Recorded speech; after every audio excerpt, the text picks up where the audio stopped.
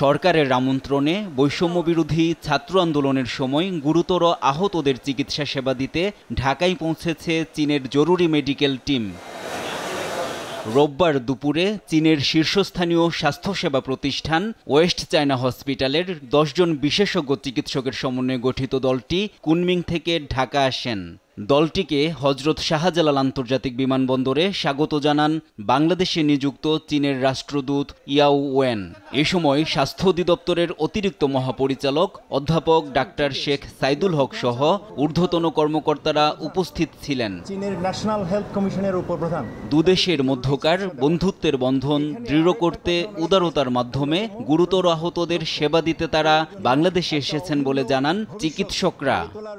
应孟加拉国卫生和家庭福利部请求，国家卫生健康委 এমন উদ্যোগে চীনের সঙ্গে সম্পর্ক আরও গভীর হবে বলে জানান স্বাস্থ্য অধিদপ্তরের অতিরিক্ত মহাপরিচালক অধ্যাপক ডাক্তার শেখ সাইদুল হক।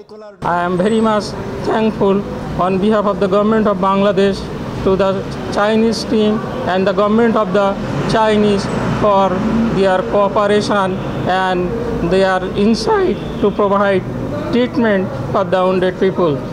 বিশেষজ্ঞ চিকিৎসক দলটি ঢাকার নির্বাচিত কয়েকটি হাসপাতালে চিকিৎসা সেবা দেবেন এবং দেশের বিভিন্ন হাসপাতাল পরিদর্শন করবেন বলে জানান চীনের রাষ্ট্রদূত। To decide whether there will be more team come together to meet them to provide treatment, or we'll have some to send to China for treatment. But that is all will be decided after there's some assessment done. ছাত্র জনতার স্বৈরাচার পতন আন্দোলনে যারা গুরুতর আহত হয়েছেন তারা অচিরেই সুস্থ ও স্বাভাবিক জীবনে ফিরে আসবেন এ আশা সবার। NI নাহিদ, দেশ টিভি, ঢাকা।